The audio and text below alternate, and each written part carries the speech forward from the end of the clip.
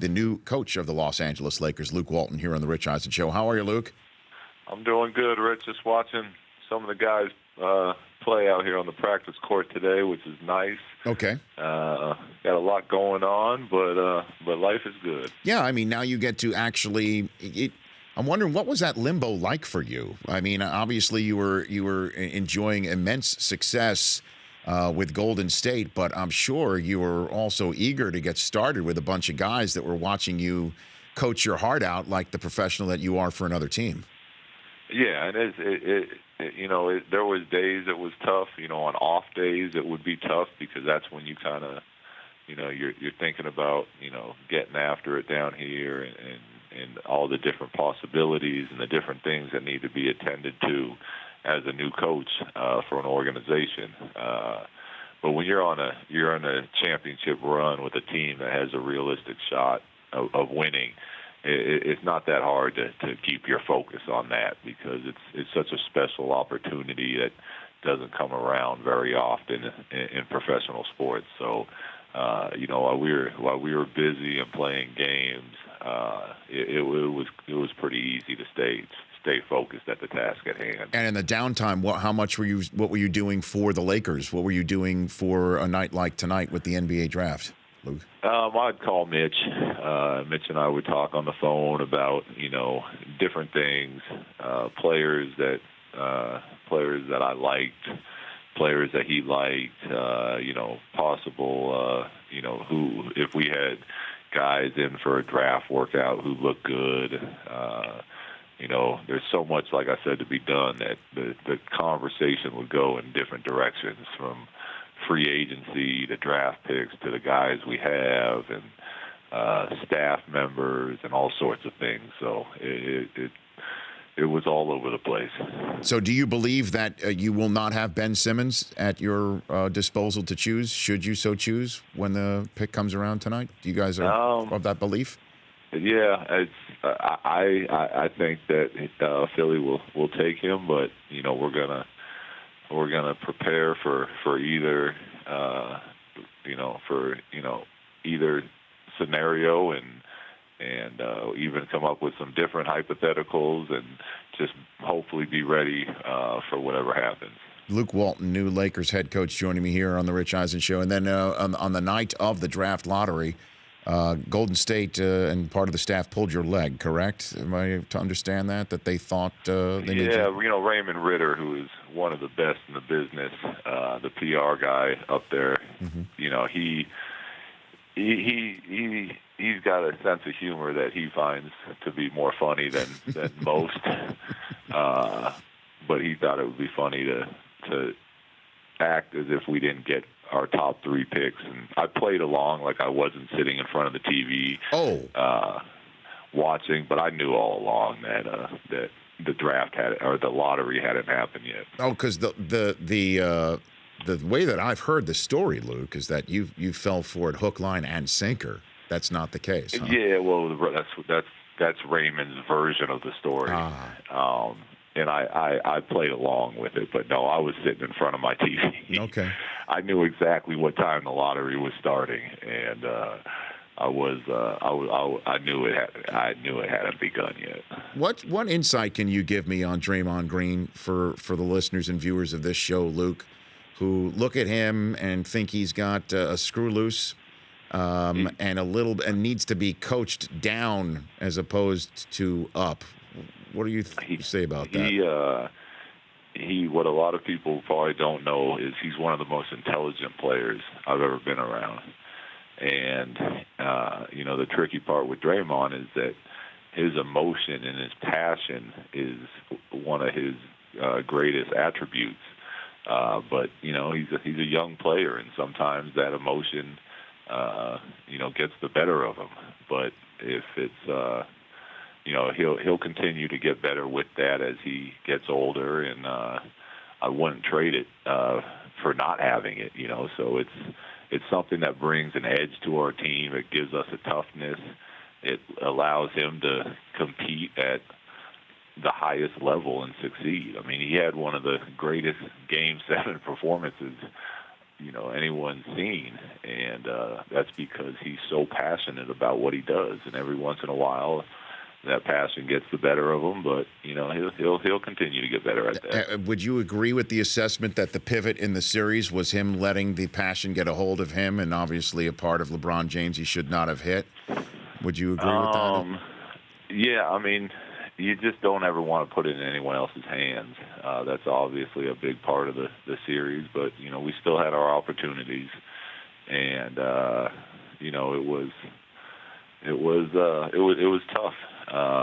And obviously we would have wished that he would have reacted differently, but it's easy to say that, but when you're in the heat of battle and somebody steps on top of you, it's natural to try to get that guy off of you. So I can't really blame him. We're not anywhere close to where we were without him. So it was unfortunate, but it's what happened, and the series played out how it did. So how do you think the players that you currently will have at your disposal will fit into your system, Luke? What do you think about that? I'm excited. These young guys, we have a great young group here. We have a roster we got to fill out still, but been watching. The guys have been in every day. They've been coming in every day for a month now. Every time I talk to Mitch, the young guys are in here working out. Some of them are playing 4-on-4 right now, and there's a lot of good things that these young players have that I'm excited to work with. And who gave you your first coaching opportunity? How did that first start, Luke? Josh Pastner, who I was at Arizona with as a player.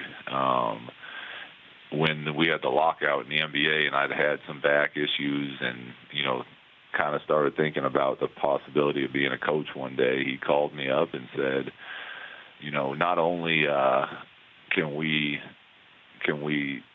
I coach with him on his staff and get some experience and see how I like it, but I can also train for when the lockout ends. Because during the lockout, you can't work out at your facility, you can't work out with any of those coaches. So I was able to train with his strength coach and work out and scrimmage with the players. So it was kind of a win-win. But that was my first real official coaching experience. And then did Phil Jackson foster any of these beliefs in you, any of these thoughts or any of these desires in you? Yeah, well, when I got hurt as a player, Phil invited me into the coaching room as a way to kind of keep me engaged, because I was depressed, and there was, with the back injury was serious, and there was a chance that I wouldn't be able to play again. And, he invited me to the staff room and the staff meetings and the film sessions and all that stuff. So that was kind of an unofficial intro into coaching. But that's when the seed first got planted. Man, so you've played for Lute Olson, for Phil Jackson, coached with Steve Kerr, and one of the most exciting eras, and then there's your dad too. I mean, you've got all the DNA within you, Luke, for this gig, wouldn't you think? Yeah, I mean, I grew up a basketball junkie. I absolutely loved it from a young age, and I grew up watching the '80 Celtics. Me and my brothers would be in there at their practices and watching the way they played. What was that like? I mean, I think honestly, without even knowing it, it kind of built my belief system on the game. And their biggest rival were the Showtime Lakers, and they played the same style of just passing the ball and running and skilled players. And as a kid that was a basketball junkie, it was absolutely incredible and such a fun childhood being a part of all that. And Richard Jefferson apparently is not going to be on your staff, correct, from what I've heard this story? Right?